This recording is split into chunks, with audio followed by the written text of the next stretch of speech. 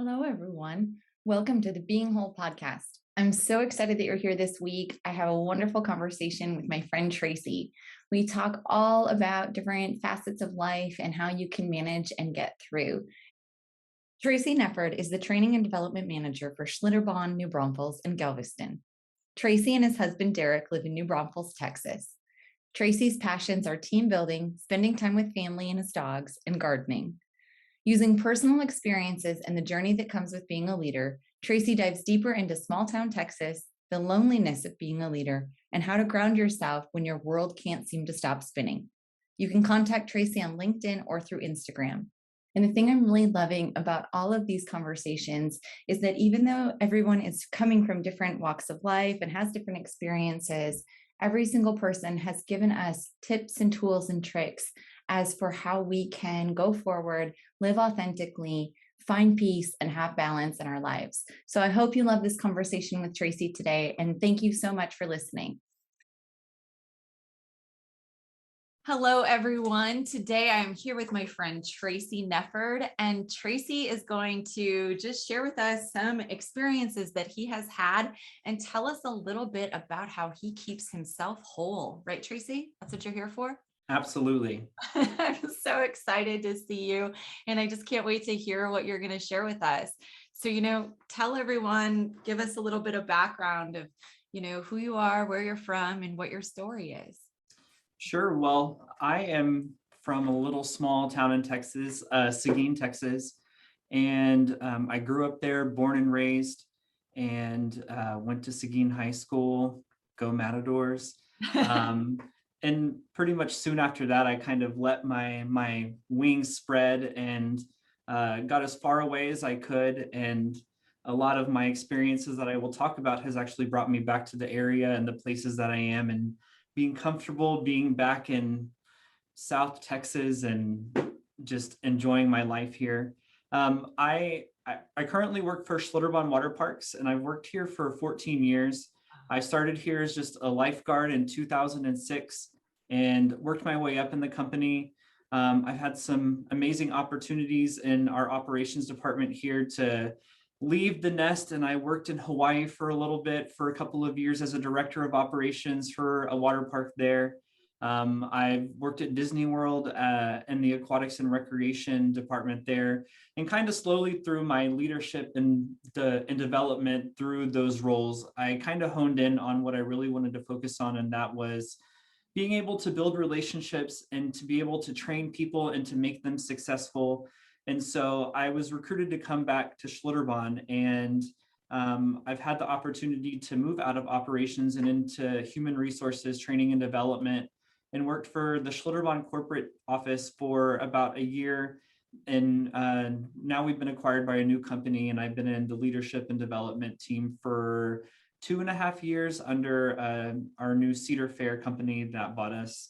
And something that I would like to talk about is the loneliness of being a leader, and the revolving door that it is when you are someone that inspires and develops, and how that also has played into my personal life when it comes to friendships and relationships. Oh, goodness. Yes, I'm here for all of that. That's you have so many things too. Obviously, I want to talk about like what sparked you to want to leave the nest and come back, as you said, but just how you just said that the loneliness of being a leader. I think there's so many things there that could come up for people who, like you say, you're inspiring people and you're getting them to a certain point and then they kind of leave and you're still there. So, yes. Oh, my goodness. I'm so curious to hear. So, wherever you want to go with that, you want to talk first about leaving, or do you want to start with the leadership piece? Uh, I can start with leaving. I lived in a small town, and I am a gay man in South Texas, so that has its challenges in and of itself. But living in an area, or living in a time where it was hard to accept that, or to be able to portray that. Also, am I going to be a disappointment? So it was great being able to leave and kind of find myself. And thankfully, my parents and my brother have been amazing through my entire life, so there was never really a worry there. But having the opportunity to leave and kind of be become whole myself, become the true version of myself that I am, really kind of sparked my kind of just sparked the avenues that I started going down and the path that has led me to where I am today. Mhm. So do you think like then that exploration, like you just said, it allowed you to find your own individuality and to really be yourself authentically? And that space, I think, college or moving away for people in a variety of senses, it really does give you that opportunity to kind of find yourself and know yourself as your own unit, as opposed to finding yourself through the eyes of other people or the people who've known you your whole life or whatever it is.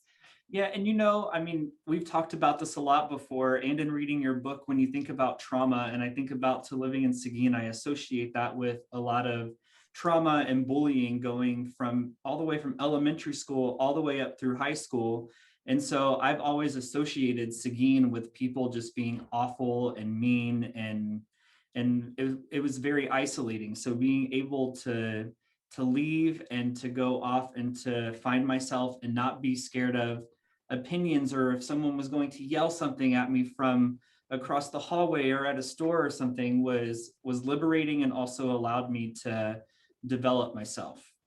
So, you say that like that it's hard not to associate those feelings with that place then, because especially at that time when you were, growing up and you were living there, those were your experiences. And obviously, hopefully things have progressed and changed since then. But like, what even allowed you the ability to kind of come back to the area, given that it was something where you're finding yourself elsewhere, you're kind of able to be yourself? What made you decide it was okay, or it was time, or you were ready? I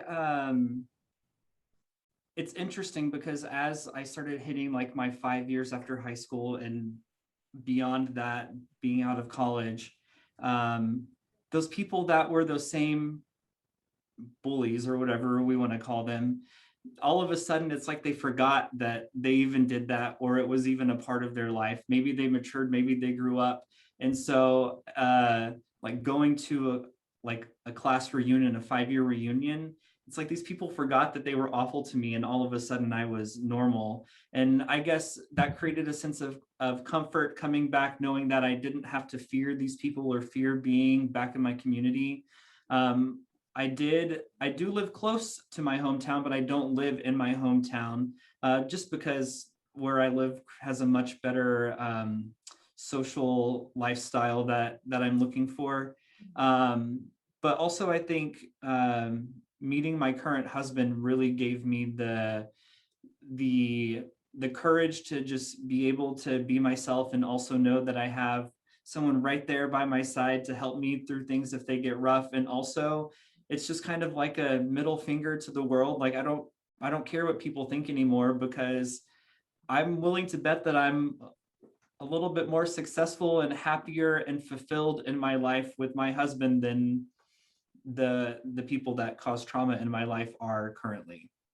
And I think that that's what, you being able to recognize, that your happiness is not dependent on other people, and your happiness is stemming from the things that you're choosing and living your true self, you living out what it is that you want to be and who you are, and being able to share that with Derek in such a beautiful way is really, I just, every time I see you, I think that you're flourishing more and more.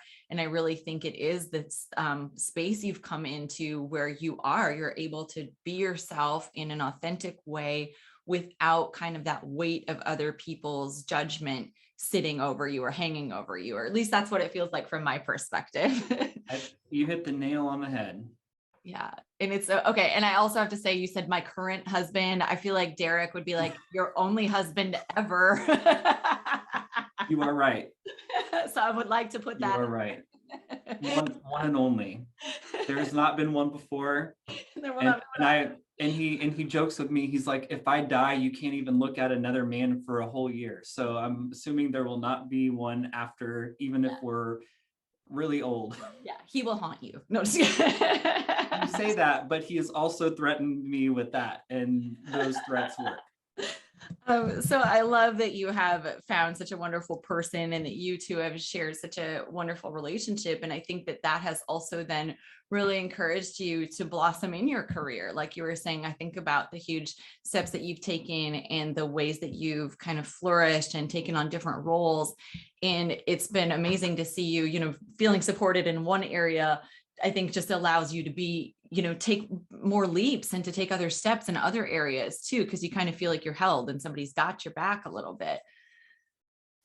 Yeah, he's a very quiet person, which he can be very quiet. But as soon as someone messes with me, or if I'm upset, he is on fire more than I usually could ever be. But I think it really speaks to the idea, for everyone, like when you feel like you are supported or when you have somebody who's in your corner, it's like it also then does free up kind of some energy for you to do other things, because you're like, okay, this person has my back. So maybe this other thing over here feels a little scary, but yet I have somebody here who's in my corner. So I'm just going to go for it. Like you deciding to move to Hawaii to take on this new leadership role, you deciding then to, okay, come back and step into a new space in human resources. I mean, all of those things, they sound like glamorous or fun or exciting, who doesn't move to Hawaii, but like, that's not really what that looks like on the day to day. And when we moved to Hawaii, Derek gave up his career to move there with me so I could pursue that. And Cassandra, we were so poor in Hawaii. It is extremely expensive to live there. So I had a great job. He had nothing lined up. And we joke about this all the time. The fact that we could make it through, we were in Hawaii about 2.5 years, but our first year we were broke as a joke. And we lived off Caesar salad and like the dollar packet of powdered potatoes. I would make like potato pancakes out of that, and we would have Caesar salad. We're like, if we can make it through the Caesar salad phase of our relationship, there's nothing that we can't do. And still, I mean, and usually when you go through moments like that, you're like, oh, I'll never eat that again. But everywhere we go, that's what Derek goes for, Caesar salad. So again, it does, on paper, it looks like a very glamorous trajectory that we went on as a couple, as our careers and where we are now. But those rough times really solidified our relationship. And being so poor in a beautiful place, we had to be creative on things that we did, and a lot of it was just us spending time together and finding new ways to explore and enjoy each other, because we didn't have the resources to go out and live this glamorous lifestyle. I think that in some ways, though, it speaks again to your relationship and your willingness to just really explore that together with what that looked like, because not only is it, you weren't living a glamorous lifestyle, you were very isolated. So it really was the two of you really in it with each other. Of course, you could speak to friends and family and things like that, but you weren't like you could hop in a car and just go see anyone. And so just even like you say, having to kind of peel back some of the layers of other distractions or other things that we kind of busy ourselves from, really, I think, opened up a different space for your relationship, or it took you on a trajectory that might have taken longer had you not had that experience too. And I think about it, and all good things and bad things happen for a reason. And I was so blessed that he gave up everything to go over there with me. But at the end of the day, he ended up with the better job and the better experience. And the reason we came back was because he was recruited to come back. And so I was giving up everything. Thankfully, opportunity fell into my lap like a week after we decided that we were packing up and moving back to Texas. But it's just crazy how those things happen, and that give and take. In the end, we've both been rewarded for the sacrifices that we've made. Yeah. Well, I think because you also, when you were making those sacrifices, it was very conscious and intentional of what decision you were going to make for each other. It wasn't a like, oh, I'll do this for you, and then, but I'm secretly going to be resentful and bring it up. And it wasn't that way. And then I think that, so both of you were open to the idea that new opportunities and experiences would be there. And that's what's so cool about your career, is that, yeah, it's taken itself into a completely different trajectory than what you probably might have chosen had you just stayed or had you not explored some of these other things. So, okay, what is that? I want to really get into this space where you said being a leader is lonely. Like, so you're in this leadership role, like, talk to me a little bit about that and what you meant. So when I was reflecting about what we would talk about, because, I was nervous about coming on here and not having a script or knowing what I was going to say, I was really trying to be introspective to where my career has gone and the people that I've interacted with. And I started thinking about when I started leadership positions in 2007, I've started to realize that it's this revolving door. And whatever position you're in, you have certain people that are under you. And my goal and objective is to make them the best that they can be. And in a business like the one that I work for currently, typically that is someone that only comes in and works for a few months and then goes. So that was expected. But as I started moving up and I started having full-time employees work for me, or more long-term associates work under me, and me having to develop and train them, I mean, there comes a time where there, unfortunately, due to business structures, that people can peak and they've gotten what they've wanted out of it. Or my goal whenever I have someone work under me is to train them to do my job, or to train them to go off and do something better than what they're doing here. So again, it's that expected part of it, but there's just that little piece inside of you that's like, this person's going to stay with me forever. I'm never going to lose them. They're always going to work for me. They're always going to be here. And so you start developing that relationship and that bond, and you get to know them personally. You get to know their families. You get to know their friends.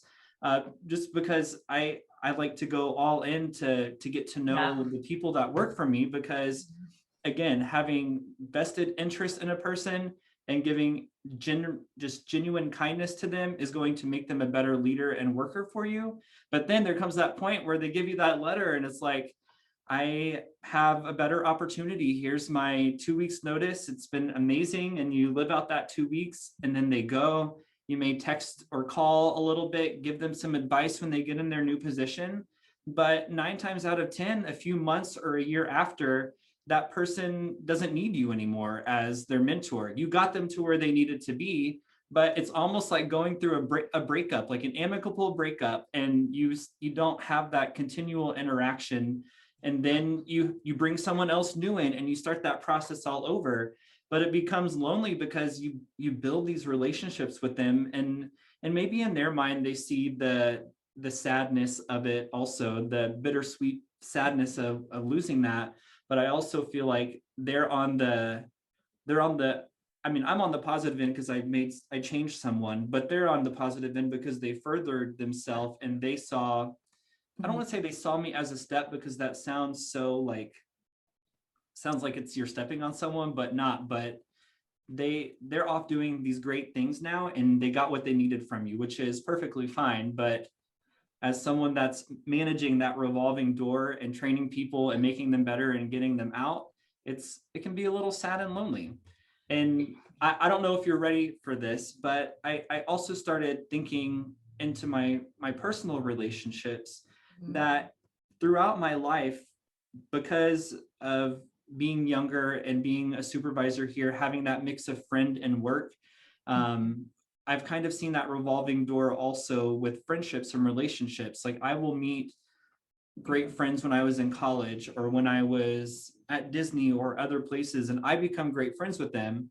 And then I will introduce them to like another certain group, and then they form these relationships, and then they're off in their group, and I'm kind of back away from that group. And it's just interesting how that's in my professional and in my personal life, that I feel like I'm this wayfinder for people to find their place. But again, it can be kind of lonely sometimes to it's deal like with that. It's so interesting, Tracey, that you brought this up, because just this week I've really kind of reflected on some of my job at Texas State and teaching and things. And now it's a little different there because I know my students are going to leave after a semester, right? So I do have them. I don't think they're going to be with me forever unless it's a couple of classes. But I realized, I was like, sometimes I feel so stuck, or I feel like, okay, why, I love my students, I love this space, but why do I feel stuck? And what I realized is it's like, I'm facilitating their growth and I'm so there for it. Like I love being in the classroom with them and seeing them grow and seeing them do that next step and everything. But yeah, then they go and they do the thing and I'm still right here. Yep. And I'm like, feeling like, but I want to go. Like, hey, I want to I'm go. still here. I'm still here.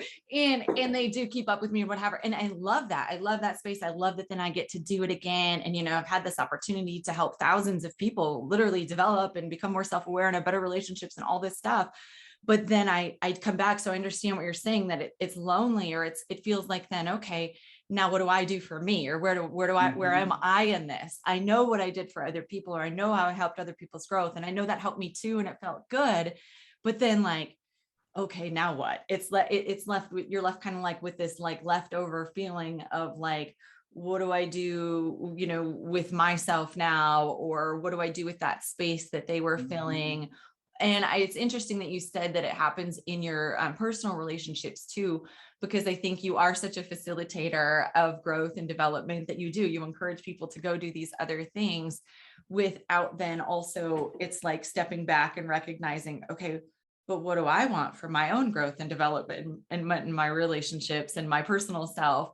Because you're so used to doing that for other people that sometimes it's like almost a step back and realizing, okay, well, how do I do that for myself now? Or what do I need to do to get me to feel that all the time without those other people?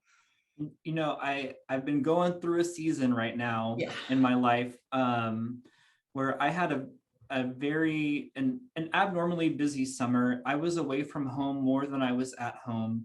And I mean, Derek and I managed that well, so that wasn't the issue, but I was gone and I was go, go, go, go, go. I was doing my job. I was helping out with another department at another park, taking over the majority of my job and getting to know new leaders and trying to build them and manage all of this. And I was like 1,000 miles per hour. I bought a new car this summer. I've put like 10,000 miles on it in just like a couple of months. So I've been all this go, go, go and crazy, and just some other like dynamics that are happening. I get home, maybe this was a month ago. I finally got home after all of that, and it was just like stop.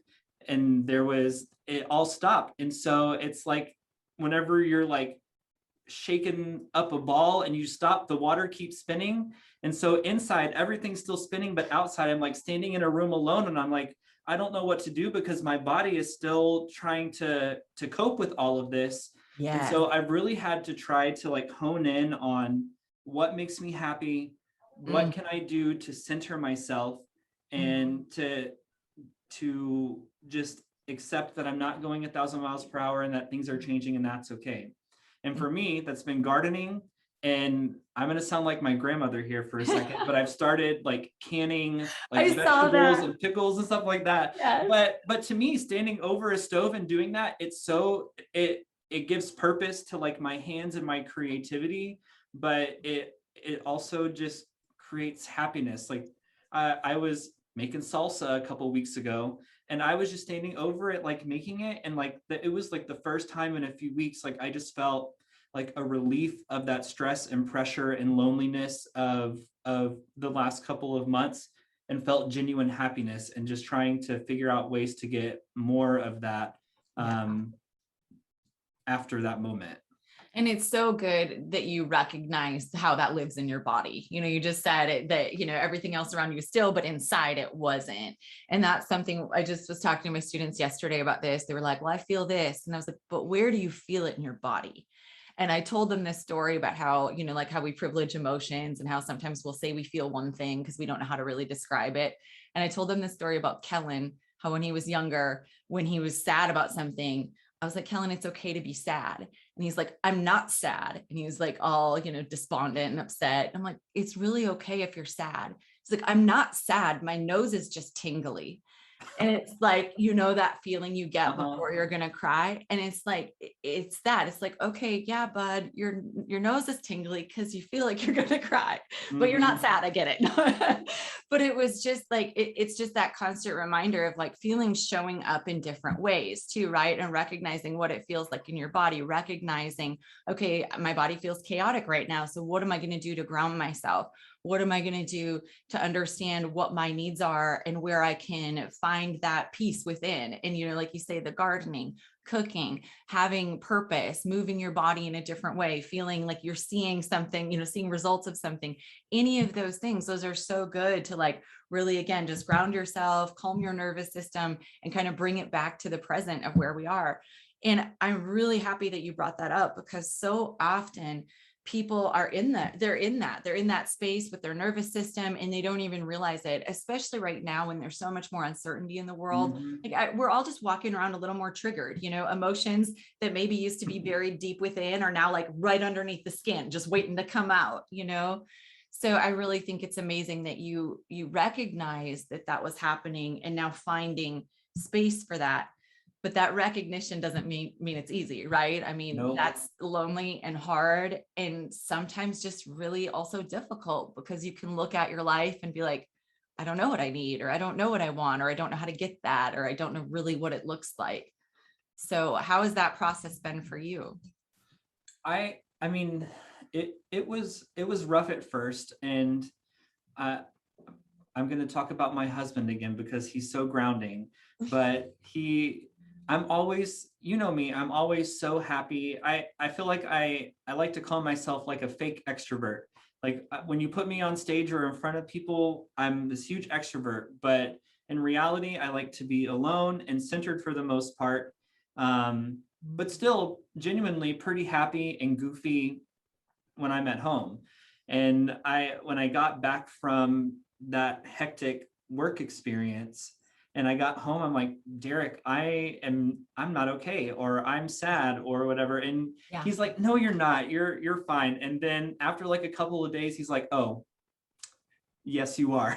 Yeah. And so it has been tough, but his guidance and help and acceptance and understanding of it and being able to talk about it has helped a lot. And I mean, it's not like we have these in-depth conversations about like these types of emotions, but just the recognition of it. And he's very in tune, and he's very conscious about, are we doing something that's making you happy right now? Are you happy? And I mean, granted, he has his own stressors that he's dealing with.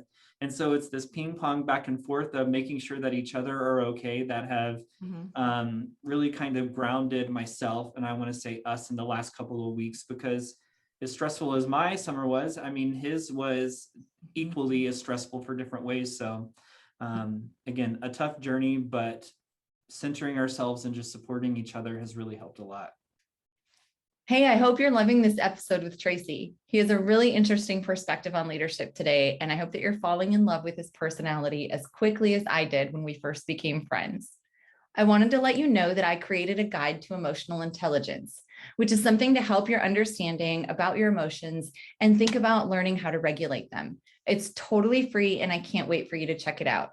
You can either scroll below this episode and click the link in the show notes, or head over to Instagram and DM me with the words November Freebie, and I'll send you the link. I'm so grateful that you are here. And with that said, let's continue this conversation with Tracey. Well, and I think that, speaking again to that support system that you provide one another, and that's an intentional choice that both of you made, from the very beginning of your relationship, and you continue to do so.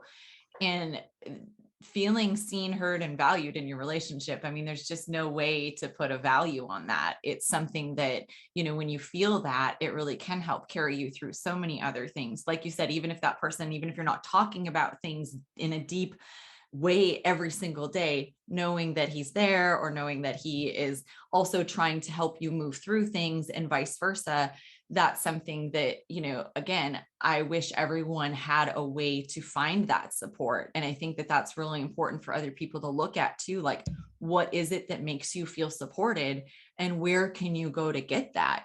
So if you don't have one person who can do that for you, do you have friends who can do that in certain areas, and so this is where, again, really recognizing what it is when, what do you need, so if you're a person who's sad, do you need friends to go out with, or do you need somebody to come sit with you at your house? Those are two very different things.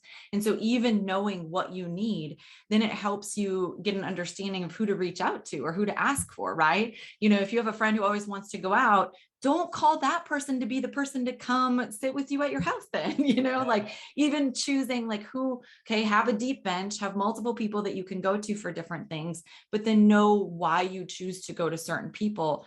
Instead, I think oftentimes people will go to the same person and then they get frustrated with that person for not being able to meet their needs, instead of recognizing like we have a bunch of different needs and sometimes it might be different people who bring that out of you. And then also just even what you said, recognizing too where your energy comes from. I'm a huge fake extrovert, just like you. Same thing. I'm always on at work, but I mean, this is why we barely hang out, because we're both like, no, oh, let's get wine. But we're like, I don't want to leave my I know, it's like we have so many great ideas of all the things we want to do, but then at the end of the day, we both just want to be at our houses like alone.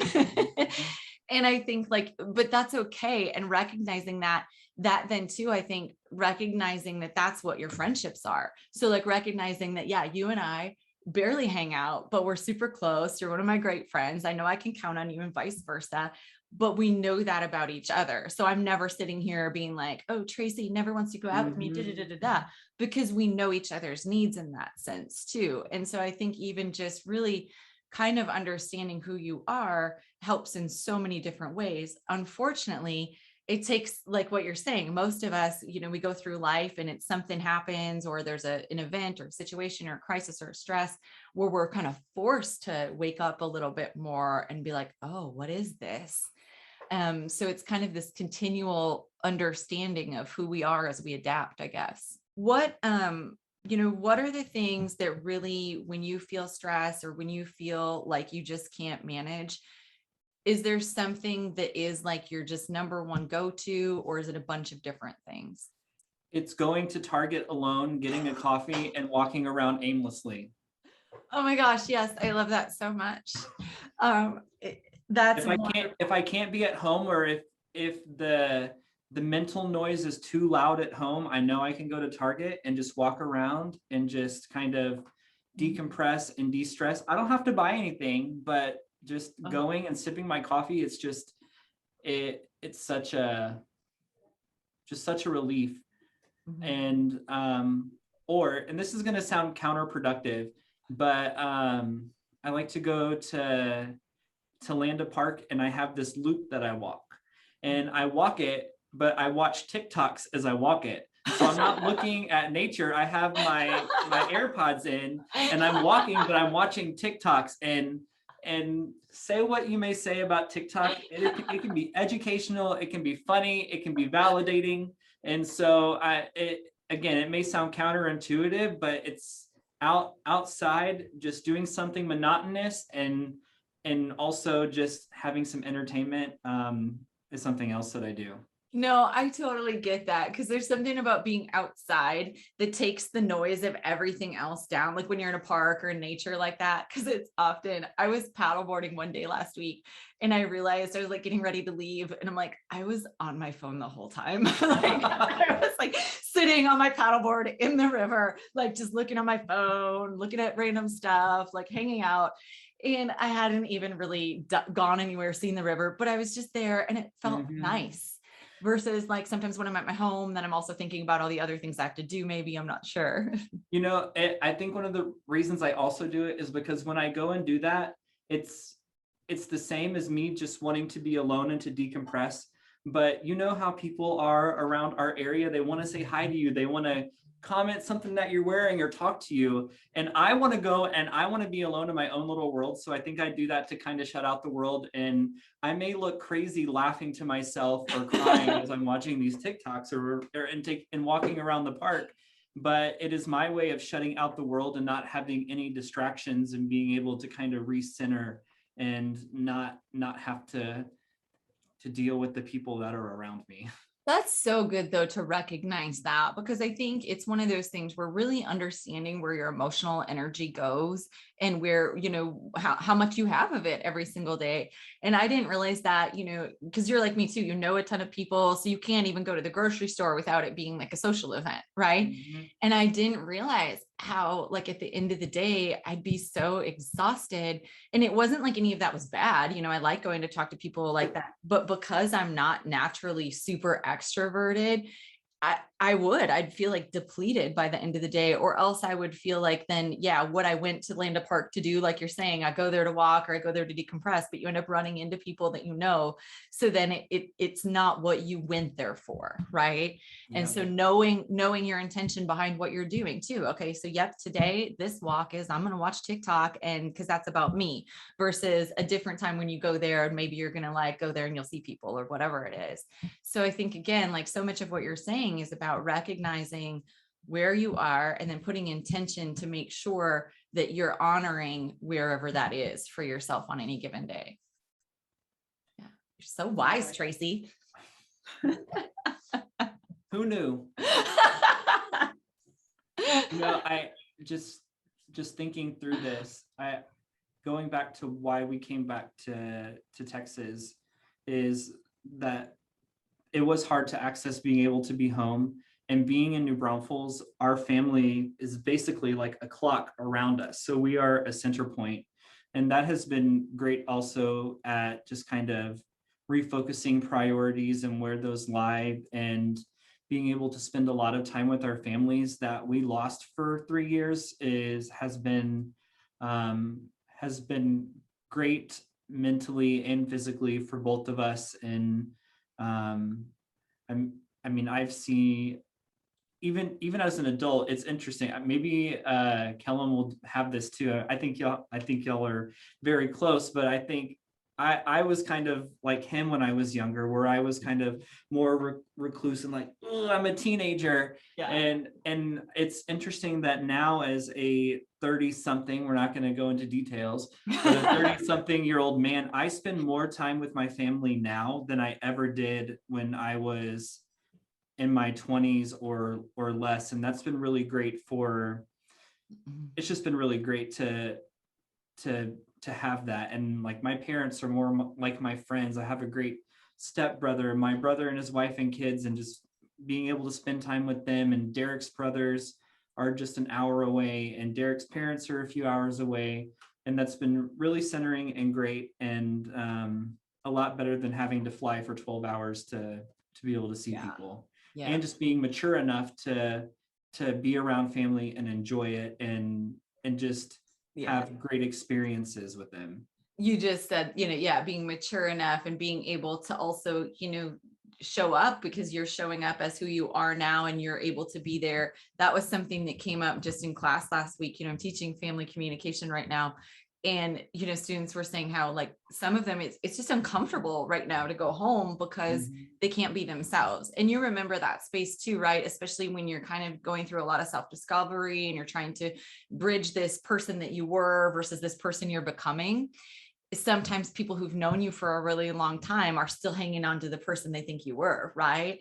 And so like you're saying now, going back, you're in this space of this is who I am, and your family's there, and it's this different kind of space, even though they've always been accepting and loving to you, but it's still just a different type of relationship you get to have when you've kind of moved through some of that, and you're showing up, here's who we all are now, here's what our lives look like, and let's just kind of cherish each other for where we are. And that's a much different space to get to too, which brings you some deeper love and support and contentment too.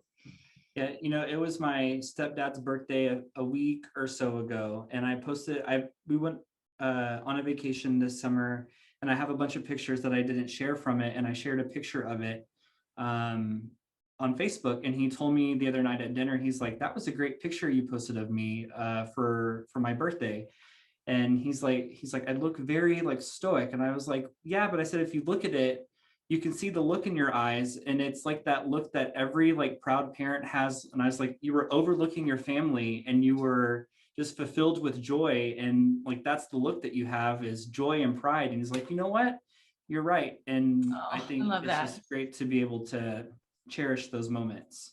I love that. And I love that you captured that and recognized that that's what that look was then too. I think that's something that's so important too, is just being able, everything that you've said, even about you and Derek and now your family too. It's just like really finding ways to get to a point where you can show up for each other and just be there as who you are.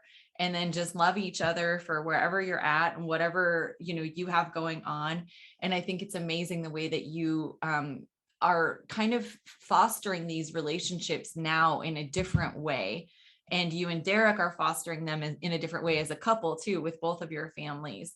And I think the reason I bring that up is because you've handled so many of these transitions with, with what seems from the outside, such grace and such ease. And I think that I really want to speak to that, because so many people, I think that, they think change has to be all be bad, or that changing family structures, or even just relationships, that has to always be difficult. But I think, again, back to the ways that you really wanted to make this work, and you talked about the different places and how this would look like, and what does this mean for our families, or what does this mean for everyone, and really just being honest with each other about how you wanted it to look for your life, I think was such a good thing that you've done. And I think I take a lot of that after my parents. I mean, my parents are divorced, but at lunch on Sunday, my mom was talking about my dad, and she's like, I still love your dad. We're great friends. And my mom said, I'm lucky that Howard, who's my stepdad, is cool with your dad being around and hanging around with all of us. And my dad's wife actually passed away from COVID in May. And even before that, I mean, my parents have been amicable and everything has been great, but just that it's ever flowing, ever changing. It's that acceptance and love that my parents have shown, and them being able to be around each other and make those memories together with all of us as kids, and just setting a great example for us, has really kind of driven a lot of my values that I try to live with every day. Mm-hmm. Well, I'm so excited that we actually got a chance to kind of talk about some of these things, and to go through just, you've had so many different experiences that I think, the things here you said, anybody can really learn from, finding ways to calm yourself and recenter. And just also, you kept speaking about really finding yourself and learning your needs, and being able to find people who support you in that. Are there other things that you want to talk about before we sign off for today, or anything else that you are excited to share? I don't think so, except since we're being recorded and we can hold ourselves accountable, come over sometime and I'll show you my garden, and Okay. we'll have a glass of wine, and we can sit on my porch, and we will finally do it. Okay, we do need to do that. And I like it. Can it just be you and I, and nobody else, and no loud noise? No, I'm just kidding. I mean, no. Derek would be upset if you came over and No, he wasn't Derek there. gets to be there. Derek gets to be there. But yes, that would actually be really fun. And so honestly, we used to can things growing up too. So maybe I can go back to my roots a little bit, and we can can some vegetables or something. I love that. and maybe we can make a Caesar salad for Derek. There we go. There we go. It's perfect. It's perfect. Well, I'm so excited that we got a chance to talk. We'll have to have Derek on here too. We should have done a joint interview with you. Maybe that'll be next time. Maybe. Is there anything you want to share with anybody, where they can find you, any places you want to point them to, or things that you want them to look up? Or I just kind of live my life freely. If you feel like seeing what I'm doing in my life, at Tracey Nefford on Instagram, you can see what I'm up to. But besides that, not really. If you just want to reach out, you can get me there, or just reach out to Cassandra and she can give you my phone number. Awesome. Well, thank you so much for sharing everything today, Tracey. I'm really glad that you were here for this conversation. And yes, we are definitely going to get together for some canning and gardening, and a little bit of wine drinking too, probably. Yes. All right. Thanks, everyone. Thank you for listening. Thanks, Tracey. Here are some of my favorite takeaways from the conversation with Tracey. Detaching from all that you've known and exploring a new chapter in life is sometimes the perfect way to learn to live in your own skin and be confident in who you truly are as you are on your journey of self-discovery. Remembering the low or perceived challenging times can help you feel strength moving forward. If we can make it through the Caesar salad chapter, we can make it through anything. When you are isolated with people who care and support you, it opens up such a beautiful opportunity for you to grow together and strengthen your relationship. As a leader, nurture your employees or downline to either be skilled enough to do your job, or to go off and do something incredible down the road. Having sincere intentions, but knowing that many will move on eventually, is a beautiful foundation. In work and friendship, it can sometimes feel like a revolving door, and it can feel lonely to know that others will not always be a lifelong connection. It takes a lot of strength to pour love into others while also letting them evolve and venture away from what you had together. Be mindful of where you feel your feelings in your body. Identify where it is and take the steps to ground yourself. Doing this consistently, you'll start to notice patterns that arise and be quicker to pull into your tools to recenter again. Having rhythms to decompress is really helpful, like walking aimlessly through Target, sipping coffee, taking laps in a park, watching TikToks, or sitting on a paddleboard in the river playing on your phone. Allowing yourself to just kind of check out and quiet the noise from life around you and be entertained is a great way to reset.